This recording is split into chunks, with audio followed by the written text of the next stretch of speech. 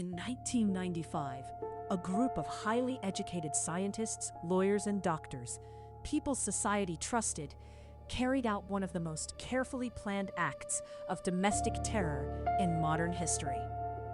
Not because they were criminals, but because they genuinely believed they were saving the world. This is the story of Aum Shinrikyo, and the question no one is asking: how did intelligence become a weapon for blind faith? To understand Aum Shinrikyo, you first have to understand the man who built it from nothing. Shoko Asahara was born Chizuo Matsumoto in 1955 in rural Kumamoto, Japan. Partially blind from birth, he grew up in a school for the visually impaired, an outsider before he ever had the chance to choose otherwise. He studied acupuncture, sold herbal remedies, and was convicted of fraud in 1982 for selling unlicensed medicine. Most people would have stopped there. Asahara reinvented himself.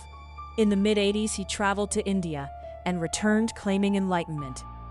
He founded a yoga class in Tokyo's Shibuya district in 1984, formally registering it as a religious organization in 1987 under the name Aum Shinrikyo, combining Sanskrit and Japanese, loosely meaning supreme truth. What followed was a masterclass in institutional manipulation. He did not recruit criminals. He specifically targeted Japan's brightest, graduate students, engineers, scientists. One of the most uncomfortable truths about Aum Shinrikyo is who joined it. At its peak, the organization had approximately 10,000 members in Japan and nearly 30,000 worldwide. But unlike many cults built on the marginalized, Aum actively cultivated elite recruits. Sociologists who later studied the group noted that a disproportionate number of members held advanced academic degrees: physicians, chemists, computer scientists, lawyers. Why would intelligent people surrender their judgment? Researchers studying coercive control identify a pattern called thought-terminating cliches, belief systems that shut down critical thinking. In Aum's case, any doubt was framed as spiritual failure. Members were told questioning Asahara's teachings signaled low spiritual development. In a community where status was defined by spiritual rank, no one wanted to be seen as failing. Isolation also played a defining role.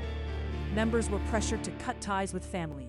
By 1989, Aum Shinrikyo had moved beyond meditation.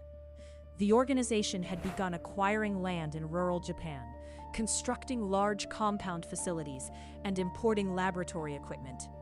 On paper, everything was registered. Everything was legal. Because Japan's religious corporation laws provided significant tax exemptions and limited government oversight, Aum operated with unusual institutional freedom. Warning signs appeared early. In 1989, a member who had tried to leave the group disappeared. An attorney building a legal case for members' families was also reported missing. Investigations opened, but stalled. Japan had no framework for investigating religious organizations as criminal enterprises, and cultural sensitivity around religion created institutional hesitation. This gap is a central and under-discussed element of the Aum story. The system designed to protect religious freedom had no mechanism to monitor organized deception within a religious framework.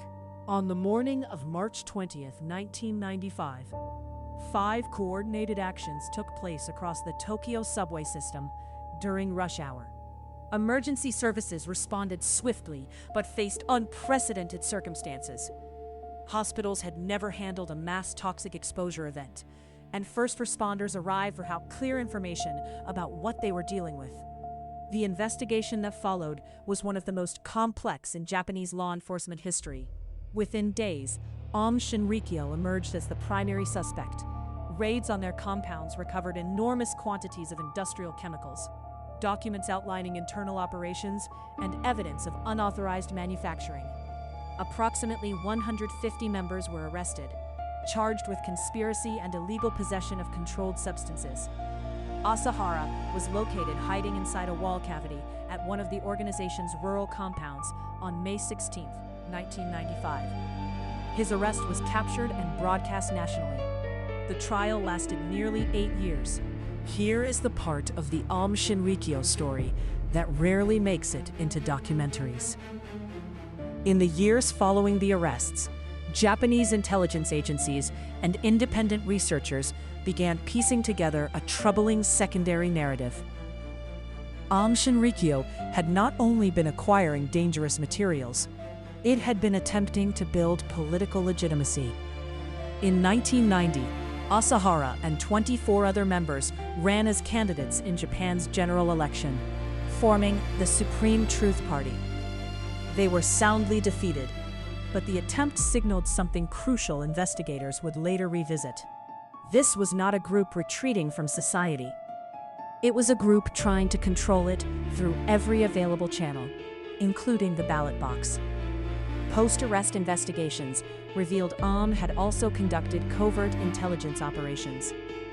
Members had reportedly infiltrated government databases, cultivated law enforcement contacts, and possessed technical capability that some analysts compared to small state security.